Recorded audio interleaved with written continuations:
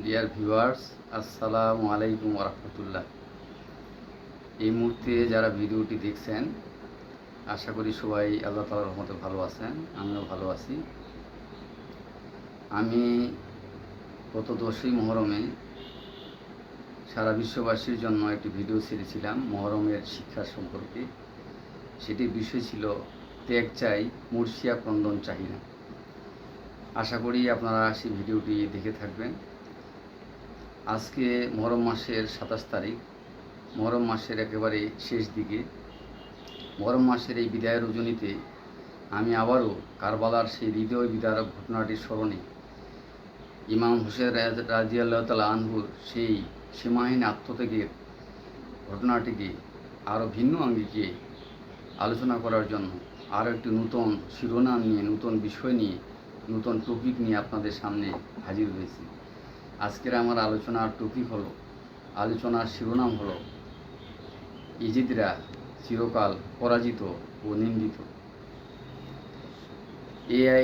এই শিরোনামটির সমর্থনে আপনারা জানবেন কোরআনে কারিমের 114টি সূরার মধ্যে বিখ্যাত সূরা বনি ইসরাইলের 81 নম্বর আয়াতে আল্লাহ তাআলা ঘোষণা করেছেন, ওয়াকুল জাল হক ওয়া জাহাকাল বাতিল ইন্নাল বাতিলা কানা জাহুকা। যার শাব্দিক অর্থ হচ্ছে সত্য এসে গেছে, মিথ্যা বিলুপ্ত হয়েছে, আর মিথ্যা বিলুপ্ত হওয়ারই কথা। এই শিক্ষার আলোকে, কোরআনের এই ঐতিহাসিক শিক্ষার আলোকে এবং আজকের এই টপিকটা আমি ধারণ করেছি। আশা করি আপনাদের আল্লাহ তাআলার কাছে দোয়া কামনা করছি, যে কথাগুলা এই বিষয়ের আলোকে বললে আপনারা উপকৃত হবেন এবং আমিও উপকৃত হব, এবং কারবালার ঘটনাটার এই শিক্ষা আমরা গোটা জাতির মানুষ, গোটা বিশ্বের মানুষ আরও ভালোভাবে স্মরণ রাখতে পারবে। শুধুমাত্র সেই কথাগুলো যেন আমি বলতে পারি। ওমা তৌফিক ইল্লা বিল্লাহ। এই পর্যায়ে আমি বলতে চাচ্ছি, কারবালার সেই 10ই মুহরমে এজিদের যে সীমাহীন অত্যাচার, জুলুম, সেটার বিপক্ষে হযরত হোসেন রাদিয়াল্লাহু তাআলা আনহু মাত্র 72 জন নারী পুরুষ নিয়ে, সৈন্য নিয়ে নিরস্ত্রভাবে সেদিন কারবালার প্রান্তরে সেদিন তিনি উপস্থিত হয়েছিলেন। তিনি বারবার তার নানা বিশ্ব মানবতার মুক্তিদূত জনাবে মুহাম্মদ রাসূলুল্লাহ সাল্লাল্লাহু আলাইহি সাল্লামের যে চিরন্তন আদর্শ, যে আদর্শ আল্লাহ তাআলা কোরআনে কারিমের মাধ্যমে তার কাছে, মুহাম্মদ সাল্লাল্লাহু আলাইহি সাল্লামের কাছে অবতীর্ণ করেছেন, সেই মহাসত্যকে, চিরন্তন আদর্শ, সত্য অন্যায়ের পতাকাকে উজ্জীবিত করার জন্য, উড্ডীন করার জন্য হযরত হোসেন রাদিয়াল্লাহু তাআলা আনহু সেদিন নিরস্ত্র অবস্থায়, সেদিন পাষণ্ড সেই সীমার এবং ইজিদের নির্মম এবং নিষ্ঠুর অত্যাচারে সেদিন শাহাদাত বরণ করেন। কিন্তু আমরা সেই ঘটনার স্মরণে যদি আমরা ঐতিহাসিক মূল্যায়নে আমরা দেখতে পাই, যদিও সেদিন অল্প কয়েকজন সঙ্গী সাথী নিয়ে হযরত হোসেন রাদিয়াল্লাহু তাআলা আনহু সাময়িকভাবে পরাজয় বরণ করেছিলেন, কিন্তু ইতিহাস তাকে স্মরণ করেছে, ইতিহাস তাকে ভিন্নভাবে মূল্যায়ন করেছে। আজ পর্যন্ত 1400 বছর পরেও হোসেন রাদিয়াল্লাহু তাআলা আনহুর এই সত্য ন্যায়ের পথে সংগ্রামের সেই আদর্শকে, সত্য ন্যায়ের পক্ষে তার অবস্থানকে সারা বিশ্বের সত্য ন্যায়ের প্রতীক মানুষ তারা সবাই শ্রদ্ধার সাথে তাকে স্মরণ করে। এই ঘটনাটিকে স্মরণীয় বরণীয় হিসেবে ইতিহাসে অমর হয়ে রয়েছে। অপরপক্ষে এজিদ এবং সীমার এবং জায়েদ ইবনে ওবায়দুল্লাহ, যারা হোসেন রাদিয়াল্লাহু তাআলা আনহুকে নির্মমভাবে শাহাদাত বরণ করিয়েছিলেন, সীমার যার মস্তককে দ্বিখণ্ডিত করে, মস্তককে কর্তন করে এজিদের কাছে উপস্থাপন করেছিলেন, তারা ইতিহাসের পাতায় আজকে অত্যন্ত কলঙ্কিত অবস্থায় রয়েছে। ইতিহাসে তারা কলঙ্কিত অবস্থায় এভাবে কিয়ামত পর্যন্ত থাকবে। এভাবে আমরা যদি কোরআনে কারিমে যে সমস্ত ইতিহাসে যে সমস্ত জাতি, যে সমস্ত শাসক কোরআনে কারিম থেকে যাদের যে বর্ণনা আমরা পেতে পারি, নমরুদ এবং ফেরাউন, আমরা জানি ফেরাউন সেদিন দীর্ঘদিন ধরে তার জাতির কাছে সে নিজেকে খোদা বলে দাবি করেছিল।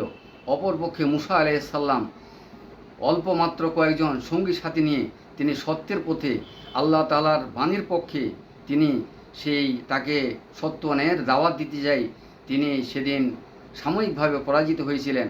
কিন্তু আমরা পরবর্তীতে দেখতে পাই হজরত মুসা আলাইহিস সালাম সেদিন সত্য আল্লাহ তাআলা তার সাথে ছিলেন, সত্যের পক্ষে ছিলেন। আমরা দেখতে পাই ফেরাউনকে কীভাবে নির্মমভাবে নিষ্ঠুরভাবে সেদিন নীল নদে পানিতে চুবিয়ে আল্লাহ তাআলা তাকে শাস্তি দিয়েছিলেন এবং তাকে আজও ফেরাউনের লাশ মিশরে মমি অবস্থায় রয়েছে। আল্লাহ তাআলা এই ঘটনাটিকে স্মরণ করে কোরআনে কারিমে বলেছেন, আমি তাকে সারা বিশ্বের মানুষের জন্য তাকে আমি স্মরণ করে রাখবো, যাতে মানুষ এখান থেকে শিক্ষা গ্রহণ করতে পারে। সম্মানিত সুধীমণ্ডলী, যারা আপনারা ভিডিওটি দেখছেন, এভাবে আমরা দেখতে পাই নমরুদ, ফেরাউন, কারুন তাদের ঘটনাও কোরআনে বর্ণিত আছে। আদ জাতি, সামুদ জাতি যারা এভাবে তাদের নবীদের সেই সত্যকে প্রত্যাখ্যান করেছিল, তাদেরকে আল্লাহ তাআলা কীভাবে চরমভাবে ধ্বংস করে দিয়েছিলেন। এইভাবে কোরআনে শত শত ইতিহাস থেকে আমরা শিক্ষা পাই, যারা এভাবে মানবতার বিপক্ষে অবস্থান গ্রহণ করেছিলেন, সত্য ন্যায়ের বিপক্ষে অবস্থান করেছিলেন, তারা চিরকাল পরাজিত।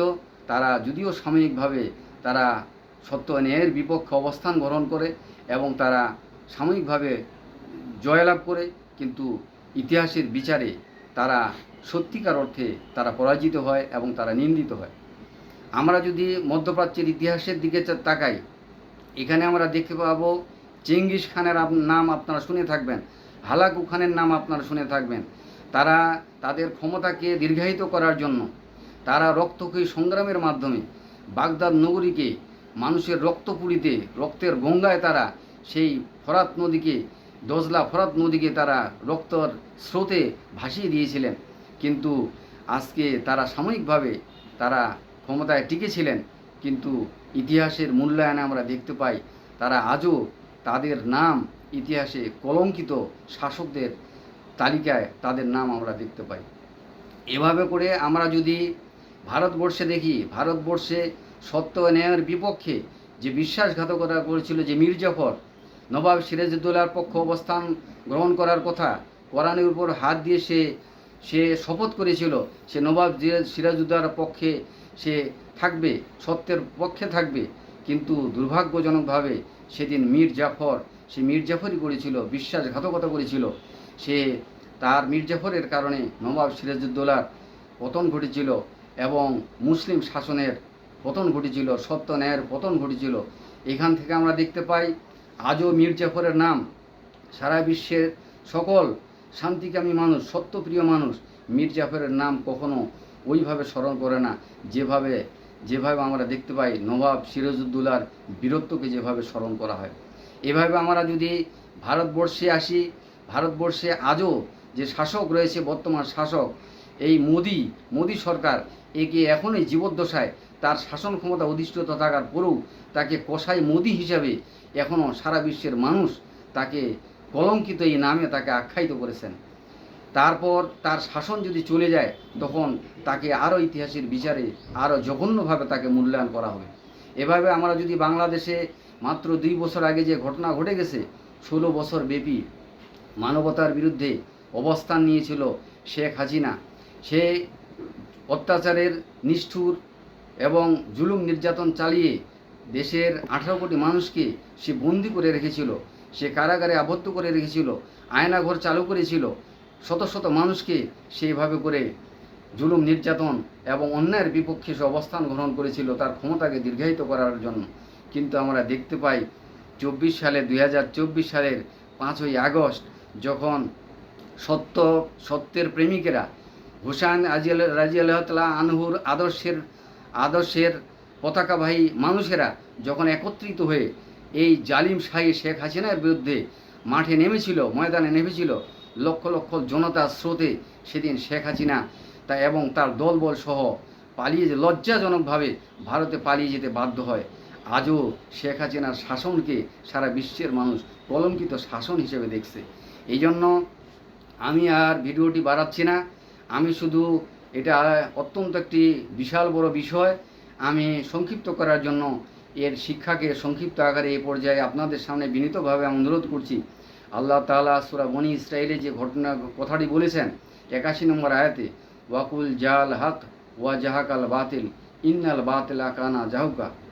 এই জন্য আদম আলাইহিস সালাম থেকে শুরু করে কিয়ামতের আগ পর্যন্ত যত জালিম শাসক আসবে তাদের জন্য আল্লাহ তাআলার এই চিরসত্য বাণী, সত্য এসে যাওয়ার পরও যারা সত্যকে মিথ্যার সাথে মিশ্রণ করবে, যারা সত্যকে গ্রহণ না করে মিথ্যাকে, জুলুমকে এবং অন্যায়কে গ্রহণ করবে, তারা অবশ্যই তারা পরাজিত হবে, তারা পদদলিত হবে, তারা লাঞ্ছিত হবে, তারা নিন্দিত হবে। এভাবে আমি সবাইকে, আজকে যারা ভিডিওটি দেখছেন এবং যারা আগামীতে দেখবেন, তাদের সবাইকে ইতিহাসের আলোকে এই জন্য আমরা সবাই যেন সত্য ও ন্যায়ের পক্ষে নিজের চরিত্রকে গঠন করতে পারি। হুসাইন রাদিয়াল্লাহু তাআলা আনহুর যে আদর্শ, মুহাম্মদ সাল্লাল্লাহু আলাইহি সাল্লামের যে আদর্শ, নবী আদম আলাইহিস সালাম থেকে শুরু করে কিয়ামতের আগ পর্যন্ত যত মহামানব আসবেন তাদের যে আদর্শ চিরসত্যকে সুদৃঢ়ভাবে ধারণ করা, যারা এভাবে ধারণ করতে পারবে তারা অবশ্যই ইতিহাসের বিচারে তারা অবশ্যই স্মরণীয় বরণীয় হয়ে থাকবে। আর যারা সত্য ন্যায়ের বিপক্ষে অবস্থান করবে, যারা স্বৈরাচারী কায়দায় তারা রক্তক্ষয়ের মাধ্যমে দেশকে শাসন করতে চাইবে, শাসন ক্ষমতাকে দীর্ঘায়িত করতে চাইবে, তারা অবশ্যই একদিন না একদিন পরাজিত হবে এবং চূড়ান্তভাবে তারা মহান রব্বুল আলামিনের দরবারে পরকালে হাসরের ময়দানে তারা কলঙ্কিত এবং পরাজিত ব্যক্তি হিসাবে, শাসক হিসাবে তা আল্লাহ তাআলার কাছে তারা চিরসত্য হিসাবে বিবেচিত হবে এবং তাদের পাওনা তারা সেদিন আল্লাহ তাআলার পক্ষ থেকে পাবে। অপরপক্ষে যারা সত্য ন্যায়ের পতাকা তলে অবস্থান গ্রহণ করবে, তারা দুনিয়াতে সাময়িকভাবে তারা ধিক্কৃত হলেও, তারা অপমানিত হলেও চূড়ান্ত ইতিহাসে চূড়ান্ত বিজয়ে তারা স্মরণীয় বরণীয় হয়ে থাকবে এবং পরকালে হাসরের ময়দানে আল্লাহ তাআলার কাছে তারা মহাপুরস্কার, জান্নাতের অমীয় পুরস্কার তারা প্রাপ্ত হবে। এই জন্য আসুন আমরা সত্য ন্যায়ের বলে বলিয়ান হই। আমরা মিথ্যাকে আমরা ঘৃণা করি এবং অন্যায় এবং জুলুমকে আমরা ঘৃণা করি এবং আল্লাহ তাআলা আমাদের সবাইকে সত্যের উপরে আমৃত্যু যেন আমরা কায়েম থাকতে পারি, সুদৃঢ়ভাবে অবস্থান গ্রহণ করতে পারি, পরকালে আল্লাহ তাআলার কাছে মহাপুরস্কারে ভূষিত হতে পারি। আল্লাহ তাআলা সবাইকে আমাদের তৌফিক দান করুক। ওয়া মা তৌফিক ইল্লা বিল্লাহ। আসসালামু আলাইকুম ওয়া রাহমাতুল্লাহি ওয়া বারাকাতুহু।